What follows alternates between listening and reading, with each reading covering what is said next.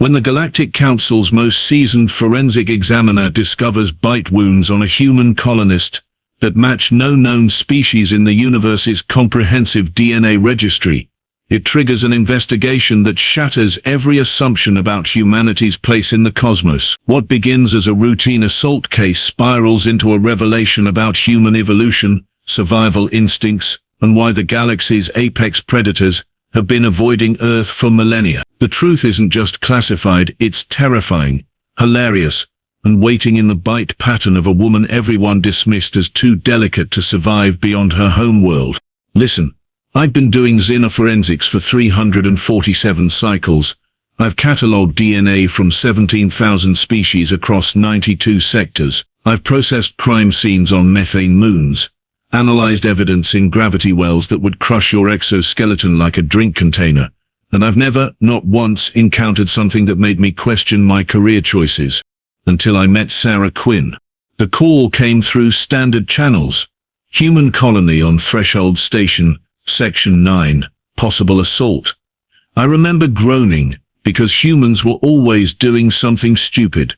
They'd been part of the Galactic Council for barely 2 decades and already had the highest incident rate of any species, fighting in bars, challenging people to duels over perceived slights, eating things that were clearly labeled as toxic. Classic death worlders. I'm Vral-Koroth, by the way. Yes, that's my actual name. No. It doesn't translate well. Most humans just call me Vril and make jokes about how it sounds like Furl, which apparently passes for humor in their culture. So I arrive at the medical wing, expecting the usual mess. Maybe a broken bone or two, some contusions, paperwork that would take me an hour to complete before I could get back to my nice quiet lab, where nothing ever surprised me anymore. The attending physician, a Quellen named Brist, met me at the entrance. His carapace was clicking nervously. Never a good sign. We have a situation, he said, which in Quellian emotional ranges translated to somewhere between mild panic and existential dread. Define situation. The human female. She's intact. I blinked all 3 of my primary eyes at him. That's the situation? She's not injured? Then why am I here? Oh, she's injured. Lacerations, contusions, broken ribs. But she's conscious, alert, and demanding to file a report. That's not the situation. Brist, I swear by the 7 moons of Quiltar, if you don't, the attacker is in critical condition. Now he had my attention. I followed him through the sterile corridors, past the usual collection of ailments, a Threxian with radiation burns, 2 Varelians nursing hangovers from their recent molt celebration, and 1 human male who'd apparently tried to pet something called a space raccoon, which turned out to be a juvenile Krex hunter. Idiot. Sarah Quinn was sitting upright in the exam pod, wrapped in enough medical tape to mummify a Telgorian empress. Her left eye was swollen shut, her lip was split, and there was a nasty cut along her jawline that would definitely scar. But her remaining good eye, that eye was sharp, focused, and absolutely furious. About time, she said when she saw me. No preamble, no introduction. Humans rarely bothered with proper protocol. I've been waiting for 2 hours. Do you have any idea how uncomfortable these pods are?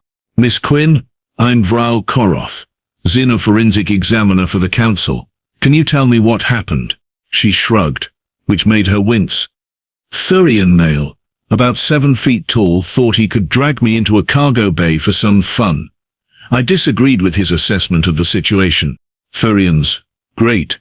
7-foot-tall carnivorous bipeds with bone ridges, retractable claws and a well-deserved reputation for being absolute nightmares in close combat. They'd conquered 47 worlds before joining the council, and most species gave them a wide berth out of pure survival instinct.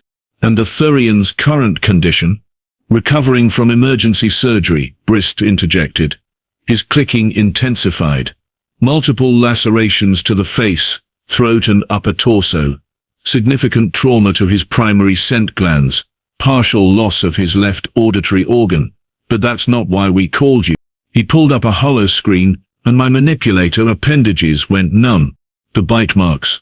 I've seen Thurian injuries before, usually inflicted by other Thurians, or occasionally by Krex hunters, who didn't know any better. But these wounds, they were different. The teeth marks were smaller, yes, but the tearing pattern, the depth, the sheer viciousness of the attack. Run it through the database, I said quietly. Brist's carapace stopped clicking entirely. That meant he was really nervous now. We did. 3 times. The pattern matches. Nothing. Not in the entire Galactic registry. I stared at the petite human female sitting in front of me. She couldn't have weighed more than 60 kilograms. Her bone structure suggested she was from one of Earth's temperate zones, probably somewhere with decent nutrition and healthcare. Nothing about her screamed apex predator. Miss Quinn, did you bite the Thurian? She looked at me like I'd asked if water was wet. Of course I bit him. What else was I supposed to do? He was trying to kill me. I don't exactly have claws or combat implants. But humans aren't. You're not listed as having significant bite force in your species profile. Yeah, well, your species profile probably didn't account for someone who grew up wrestling with her 3 older brothers and learned that when you're smaller you fight dirty.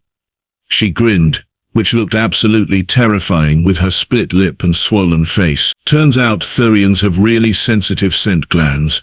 Who knew? I pulled up her medical scan. Standard human physiology.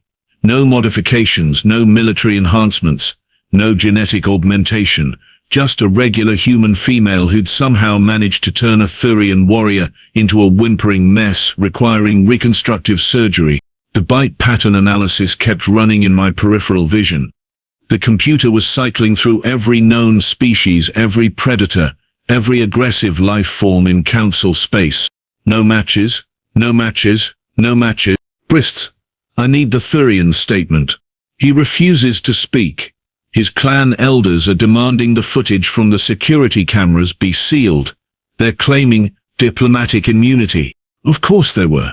Because nothing said warrior race quite like getting your posterior appendages handed to you by someone half your size and desperately trying to cover it up. I looked back at Sarah Quinn. She was picking at the medical tape on her knuckles, completely unconcerned about the political nightmare brewing around her. Miss Quinn, do you understand what you've done? She met my gaze with that one good eye, and I saw something there that made my respiratory systems flutter uncomfortably. Not anger, not fear, just certainty. The absolute confidence of a predator who knew exactly what she was. Yeah, she said softly. I survived. And that's when I realized the galaxy had fundamentally misunderstood what humans were. The computer finally stopped searching. A single message appeared on the screen: bite pattern untamed. Possible new apex species. Recommend immediate classification review. I sat down heavily, my legs suddenly unable to support my weight. 347 cycles. 17,000 species. And I'd just discovered that the galaxy's most dangerous predator had been walking among us all along, wearing a friendly smile and pretending to be fragile. Human Zara Vex. The station's security chief chose that moment to arrive. She took one look at Sarah, then at the holoscreen, then back at Sarah. Please tell me you didn't. Sarah's grin widened. He started it. Zara Vex pinched the bridge of her nose in a gesture I'd learned meant humans were experiencing what they called a migraine of bureaucratic proportions. She'd been station security chief for 5 years, and in that time I'd watched her break up fights between species that should have torn each other apart, negotiate hostage situations with logic that defied council protocol, and somehow convince a Drexen war party that their blood feud could be settled with something called beer pong. But this was different. Okay, Zara said, pulling up a chair that creaked under her weight. Human furniture was always too flimsy for proper use. Walk me through this slowly, Vral.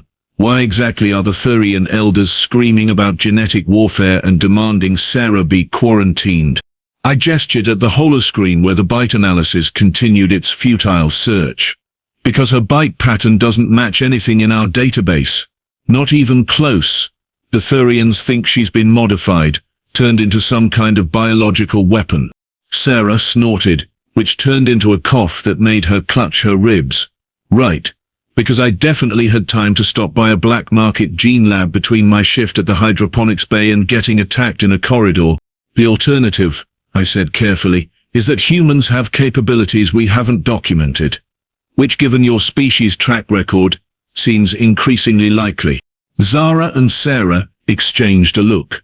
It was one of those human expressions that conveyed entire conversations without words.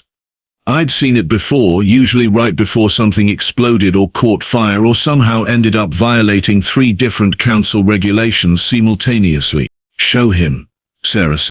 "That's a terrible idea. He's going to find out anyway. Might as well control the narrative." Zara sighed and pulled out her personal data pad. "What I'm about to show you is technically public information on Earth, but most council species never bother looking at our biological history. They see us, think, oh, Death World survivors, probably tough, and move on." She brought up a file. "Earth, evolutionary history, mammalian development." I started reading, then reading faster. Then my respiratory system started working overtime. "This can't be accurate." "Which part?" Sarah asked, way too amused for someone with broken ribs. "All of it. You're telling me humans evolved from persistence hunters? That your ancestors would literally chase prey animals until they collapsed from exhaustion? That you can regulate your body temperature through liquid secretion, allowing you to run in conditions that would kill most species?" "Keep reading," Zara said. I did, and it got worse. Humans had forward-facing eyes like predators. Humans could eat an astonishing variety of organic matter, including things that were toxic to most species. Humans healed from injuries that would be fatal to others. Humans could function on minimal sleep for extended periods. Humans had something called an adrenaline response that temporarily increased their strength, speed, and pain tolerance during crisis situations. And humans, despite their relatively small jaws, had a bite force capable of crushing bone when properly motivated. "You're apex predators," I said slowly. "Not survivors, not scavengers. Actual legitimate apex predators." "Surprise," Sarah said, making jazz hands that clearly hurt. "But you're so small, fragile. You don't have claws or armor or venom or—" "We have tools," Zara interrupted, "and pattern recognition, and endurance, and spite. Never underestimate human spite." Brith, who'd been silently observing, finally spoke up. "This changes everything. If the Council knew humans were predators rather than prey animals who got lucky—" "The Council does know," Zara said flatly. "They just didn't want to believe it. Easier to think we're harmless Death-Worlders who stumbled into space travel through sheer stubbornness. Harder to accept that we're the thing that goes bump in the night." I pulled up Sarah's medical file again, looking at it with new understanding. The broken ribs weren't from the Thurian's attack. They were from Sarah fighting back with enough force to injure herself in the process. The lacerations were defensive wounds, but minimal. She'd protected her vital areas with efficiency that spoke of instinct, not training. "How many other humans are like you?" I asked. Sarah and Zara looked at each other again. Then Sarah started laughing, which turned into coughing, which made Brith rush over with pain medication she waved away. "All of us," she finally managed. "Every single human. We're all like this. Some of us just hide it better." My world tilted sideways. 347 cycles. I'd been working alongside humans for the better part of 2 decades, sharing meals with them, discussing cases, considering them colleagues, and even friends, and the entire time, I'd been standing next to creatures that could tear me apart if they chose to. "I need to sit down." "You're already sitting," Zara pointed out. "Then I need to sit more." The door chimed. Brith checked the security feed and his carapace started clicking like a percussion instrument.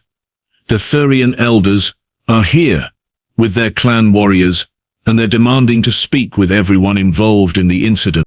Perfect. Because this situation definitely needed more angry Thurians. Zara stood up, and I noticed her hand drifting to the plasma pistol on her hip. "Let them in. But keep security on standby." 3 Thurian elders entered, flanked by 4 warriors in full ceremonial armor. They were impressive, I'll give them that. 7 feet of muscle, bone ridges, and barely contained aggression. Their leader, a female named Vral-Koroth, scanned the room with eyes that promised violence. Then she saw Sarah. The temperature in the room dropped about 10 degrees.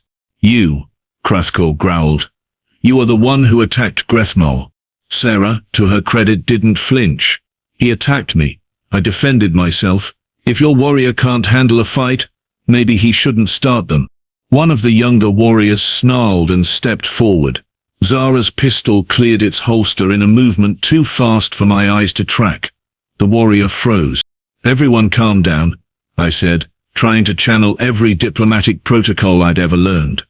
This is a medical facility. Violence is prohibited by council law and station regulations. Hrothgar studied Sarah with an intensity that made even me nervous. Then, slowly, deliberately, she began to laugh. It was a deep rumbling sound that shook her chest cavity. My clan has fought across 47 worlds, she said.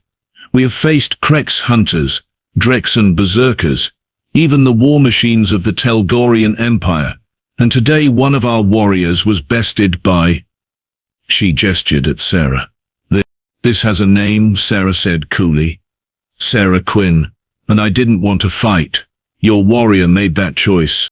Hrothgar stepped closer, ignoring Zara's pistol. She leaned down, examining Sarah's face, the injuries, the dried blood.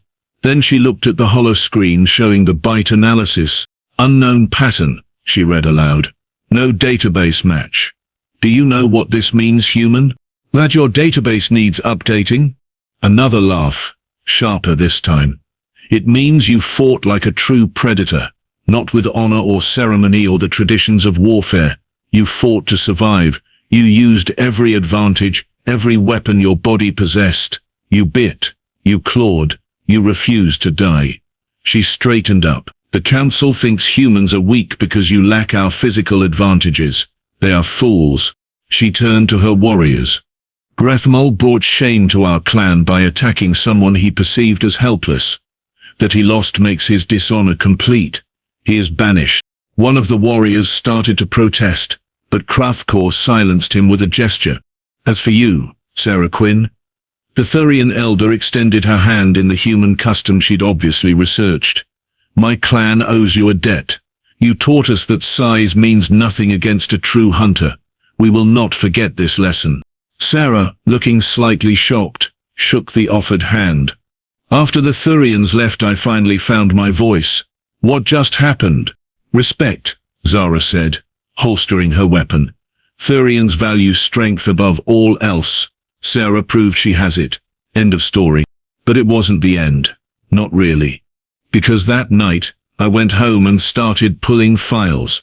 Every human incident on every council station, every bar fight, every diplomatic scuffle, every time a human did something that seemed reckless or impossible, or just plain insane, and I started seeing the pattern. Humans didn't survive. They conquered. They adapted. They thrived in conditions that should have killed them. And they did it all while smiling and pretending to be harmless. The galaxy thought it had welcomed a new species into the fold. What it had actually done was invite a predator to the table and assumed it would play by prey animal rules. I filed my report the next morning. It was 300 pages long and concluded with a single recommendation: immediate reclassification of humans from survivalist omnivores to apex predators with social camouflage. The council rejected it, of course. Too politically complicated. Too many treaties to renegotiate. Too much fear to acknowledge. But I knew the truth now, and whenever I saw a human smile, I remembered Sarah Quinn's split lip and bloodied face, and the Thurian warrior who learned the hard way that humans don't have claws or fangs because they don't need them. They have something far more dangerous, the absolute certainty that they'll survive, no matter what the universe throws at them. And honestly, that's the most terrifying thing in the galaxy.